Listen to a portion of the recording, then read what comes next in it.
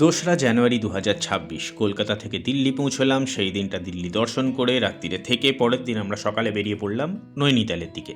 নৈনিতালে দুরাত কাটিয়ে পরের দিন 5ই জানুয়ারি তাড়াতাড়ি করে ব্রেকফাস্ট সেরে আমরা 9:30-10টার মধ্যে বেরিয়ে পড়লাম জিম করবেট অভয়ারণ্যের উদ্দেশ্যে।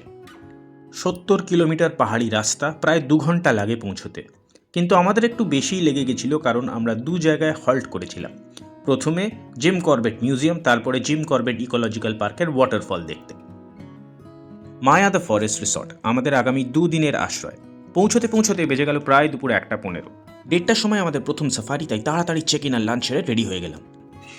Okay, now we are ready for the most awaited and in fact most exciting part of the journey, the jungle safari of Jim Corbett National Park. কেটেই অপেক্ষা করছিল আমাদের বাহন মারুতি জিপসি।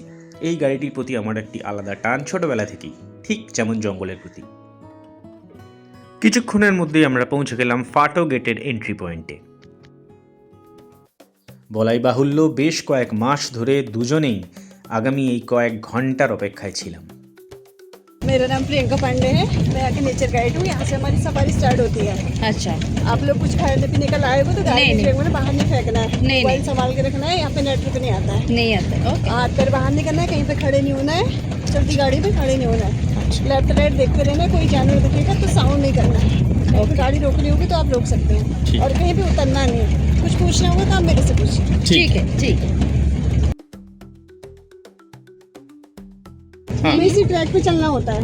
अच्छा, हाँ, और कोरियर एरिया में तो पूरा एकदम बैंड कर दिया ना। पूरे एरिया में नहीं जाना है लोग। জিম করবেট ন্যাশনাল পার্ক নাকি শুধু ভারতবর্ষেরই নয়, গোটা এশিয়া মহাদেশের প্রথম জাতীয় উদ্যান। 1 এপ্রিল 1973 এইখান থেকেই শুরু করা হয় সেই বিখ্যাত প্রজেক্ট টাইগার। অবশ্য প্রথমে এই জাতীয় উদ্যানের নাম জিম করবেট ন্যাশনাল পার্ক ছিল না, ছিল হেলি ন্যাশনাল পার্ক। এটা 1936-এর কথা বলছি। তারপর এর নাম পাল্টে করা হয় রামগঙ্গা ন্যাশনাল পার্ক, কারণ পাশেই রামগঙ্গা নদী। আর অবশেষে স্বাধীনতার পর বিখ্যাত শিকারী, প্রকৃতিবিদ ও সংরক্ষক জিম করবেট সাহেবকে স্মরণে রেখে এটির নাম পরিবর্তন করা হয় জিম করবেট ন্যাশনাল পার্কে। 520 বর্গ কিলোমিটার ধরে নাকি শুধু কোর এরিয়া, আর সেখানেও নাকি পর্যটকদের প্রবেশ নিষেধ। পর্যটন ক্ষেত্র ভাগ করা হয়েছে কয়েকটি জোনে, যেমন ঢিকালা, ফাটো, ঝিরনা এবং বীজরানি। হঠাৎ গাড়ি স্পিড বেড়ে গেল। নিশ্চয়ই কোথাও কোনো মুভমেন্ট লক্ষ্য করা গেছে। তাড়াতাড়ি আমরা ওয়াচ টাওয়ারের পাশের ট্র্যাকটা দিয়ে পৌঁছে গেলাম একটি জলাশয়ের কাছে।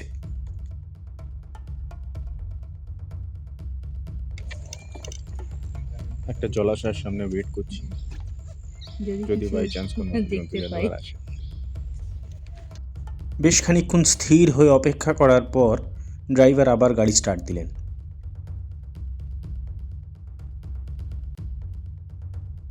জিম করবেটে সাফারির সময় সকাল 6:30টায়, আবার দুপুর 1:30টায়। এই টাইম স্লটগুলোতেই নাকি জন্তু জানোয়ারের আনাগোনা বেশি লক্ষ্য করা যায়।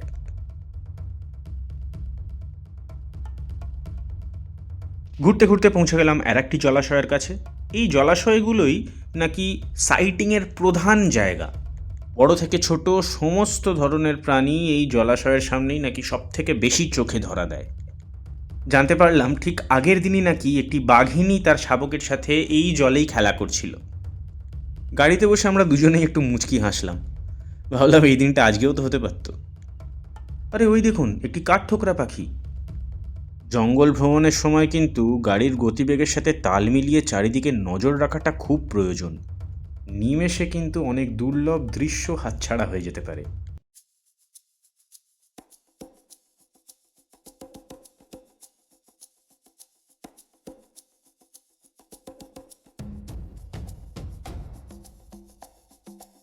প্রকৃতি আমাদের আত্ম উপলব্ধির পথে নিয়ে যায়। এ যেন এক নারীর টান, আমাদের আদিম আবাস। এর নিঝুম স্তব্ধতা যেমন কখনো আতঙ্ক জাগায়, কখনো এক মধুর মায়ায় আচ্ছন্ন করে।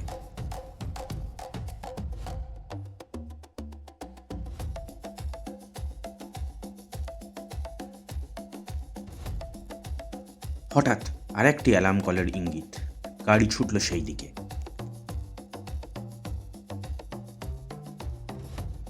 पगमार्क आगे आगे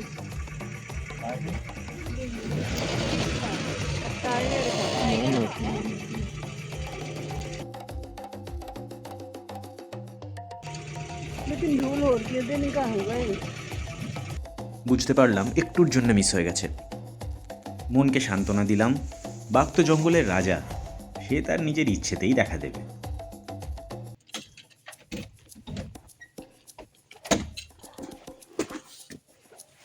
সকাল 6টা। আজকে করবেট সাফারির ফেজ 2। কালকে আমরা গেছিলাম ফাটো জোনে, আজকে আমাদের ঝিরনা জোন। তো লেটস সি আজকে আজকে আমরা ফুল প্রিকশন নিয়ে বেরোচ্ছি, তাই না? সকালবেলা মারাত্মক ঠান্ডা, দরজা লকড। ইয়েস, আমরা দুজনে এস্কিমো হয়ে বেরোচ্ছি, আমাদের বাহন আসছে।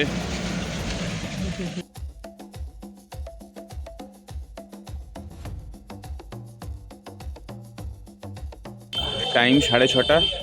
আমরা ওয়েট করছি ঢেলা গেটের সামনে। আমরা এখান দিয়ে এন্ট্রি করে তারপরে ঝিরনা ধরবো। 6:45 এন্ট্রি, সো কিছুক্ষণ ওয়েট করতে হবে। আমরা ঢুকে পড়েছি ঝিরনা জোনে। এত দূর ভালো রাস্তা ছিল, এবার থেকে পুরো কাঁচা ট্রেক মানে আর কি অফ রোডিং বলতে পারে। তো দারুণ এক্সাইটেড লাগছে। আর সুন্দর অন্ধকারের মধ্যে দিয়ে যখন জিপটা যাচ্ছিল তখন একটা আলাদাই অনুভূতি। এক্সাইটিং, কত কিছু যে একসাথে লাগছিল। এই হোক, দেখা যাক।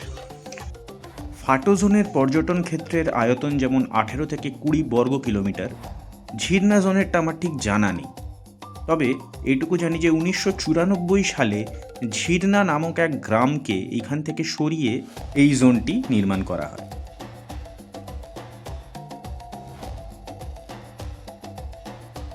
গতকালের মতো আজও আমরা গাড়িতে যেতে যেতে অনেক ধরনের তথ্য জানতে পারলাম জঙ্গলের ব্যাপারে আমাদের গাইডের থেকে।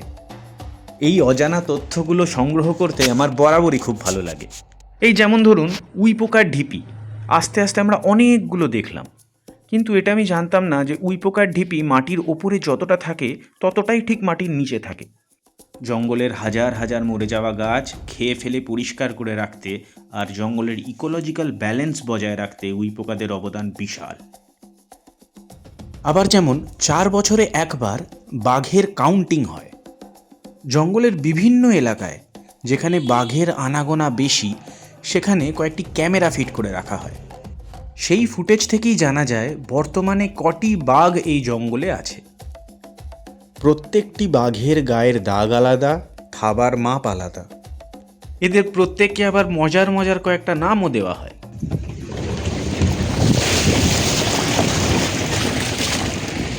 ছোটবেলা থেকেই কল্পনার জগতে জিপে চড়ে জঙ্গলের মধ্যে বহু খালবিল জল ছিটিয়ে পার করেছি। এই মুহূর্ত সেই ইচ্ছেগুলোই বাস্তবায়িত করার।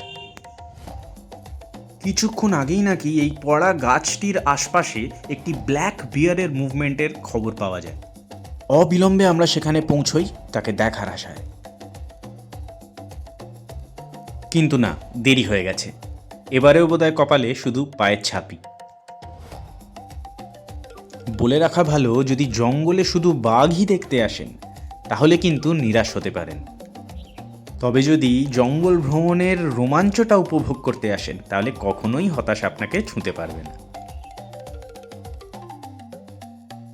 আমাদের গাইড বললেন কয়েকদিন আগে অবধি 2টো টাইগার অ্যাটাকের খবর পাওয়া গেছে। চোখের সামনে ভেসে উঠল জিম করবেটের লেখা ম্যান ইটার্স অফ কুমায়ুনের সেই কভার পিকচারটা।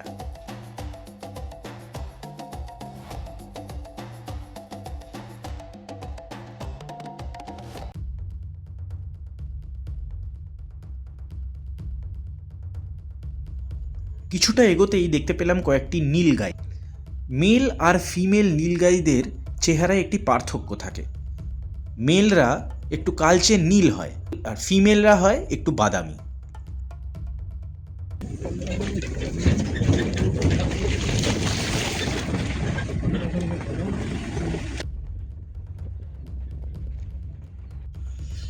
এরকম একটা অ্যাডভেঞ্চারাস ট্রিপ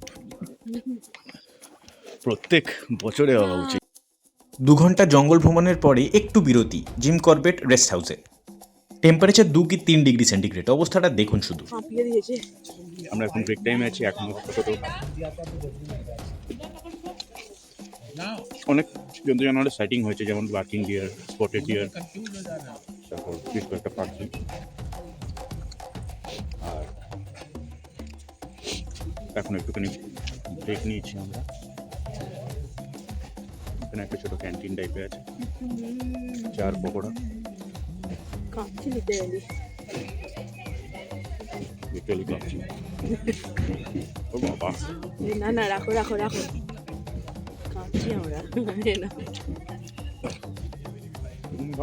ভেতরে দু একটা, তারপরে জ্যাকেট, তারপরে গ্লাভস, ক্যাপ তো আছে। তাতেও মনে হচ্ছে যেন ফার্স্ট একটু দেখাই।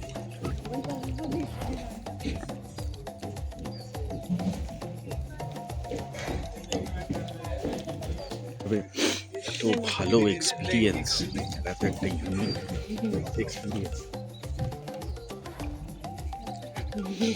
Literally shivering experience. No doubt, দারুণ একটা এক্সপিরিয়েন্স সত্যি। সামার সিজন সব থেকে ভালো সাইক্লিংয়ের জন্য। তখন জন্তু জানোয়াররা বেরোয়, যেহেতু তখন জলাশয়গুলো দেখা শুকিয়ে যায়, যায়। যা শোনা গেছে। গাইডের থেকে আমরা অনেক কিছু জানতে পারলাম। যেমন আমি যখন আগে আমার পুরনো এক্সপিরিয়েন্স শেয়ার করলাম বান্ধবগড় আর কানহা, মধ্যপ্রদেশের যেসব জঙ্গলগুলো আছে ওখানে সাইটিং যতটা সোজা, এইখানে অতটা নয়, কারণ এখানকার ডেন্সিটিটা খুব বেশি, ওখানে অনেকটা খোলা জায়গা নেই। তাই যে কোনো ধরনের পশু পাখির সাইটিংটা মধ্যপ্রদেশে অনেক বেশি। এবার রণথম্বরে, রাজস্থান।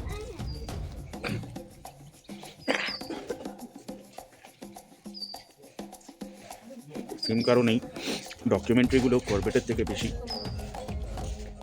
অন্যান্য জঙ্গলের, মধ্যপ্রদেশ বা রণথম্বরে বা নিচে কাবিনী, নাগারহোল, এইসব ওগুলোর বেশি। ওখানে একবার যদি জন্তু জানোয়ার জঙ্গলের মানে ঝোপঝাড়ের ভেতর ঢুকে যায়, তখন ওদেরকে ধাওয়া করাটা মুশকিল। যেহেতু খোলা জায়গা বাকি অন্য জঙ্গলে, সাইটিংটা বা ওদেরকে ক্যামেরাবন্দি করার সুযোগটা আরও বেশি। চাটা খুব ভালো, কিন্তু পকোড়াটা, চাটা খেয়ে পকোড়া খেয়ে জিটনা ফরেস্ট রেস্ট হাউস থেকে আমরা আবার বেরিয়ে পড়েছি।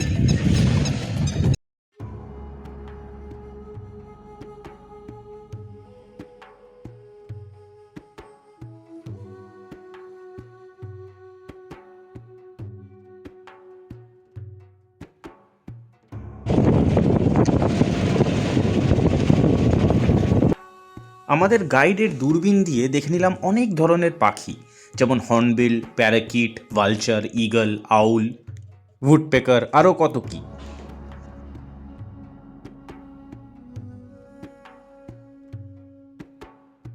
তখন ঘড়িতে প্রায় সকাল 9:30। বুঝতে পারছি ক্রমশই সাফারির সময় শেষ হয়ে আসছে। হরিণগুলোকে এত আনন্দে পিকনিক করতে দেখে বুঝতে পারলাম এবারকার মতন বোধহয় তার দেখা পেলাম না। তবে হ্যাঁ, সবুজের ঘরে হারিয়ে যাওয়া আর প্রতিটি বাঁকে বুনো জন্তুর সন্ধানে ওই রোমাঞ্চকর অপেক্ষার মুহূর্তগুলো ভুলতে বেশ কয়েকদিন সময় লাগবে।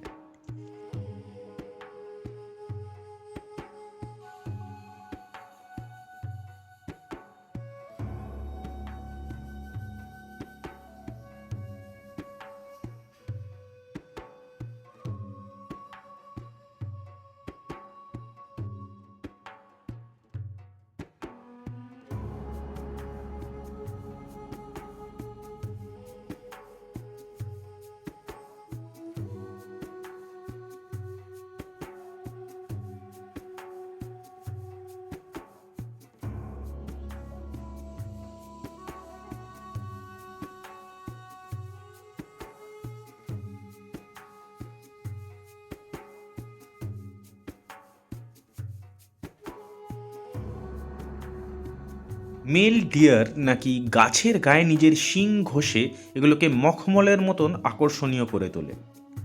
নিজেদের এলাকা চিহ্নিত করা এবং হরিণীদের আকর্ষণ করা, এই দুটোই প্রধান উদ্দেশ্য।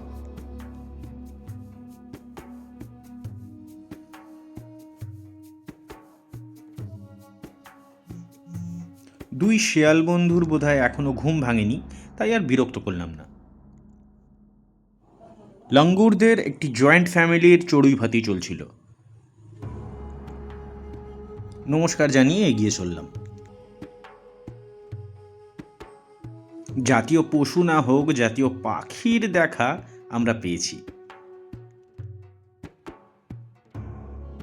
এখন জঙ্গলকে বিদায় জানাবার পালা। শহরে ফিরছি ঠিকই, তবে জঙ্গলের এই নিঃশব্দ শান্তিকে আমরা দুজনেই সাথে করে নিয়ে গেলাম। দেখা হবে আবার।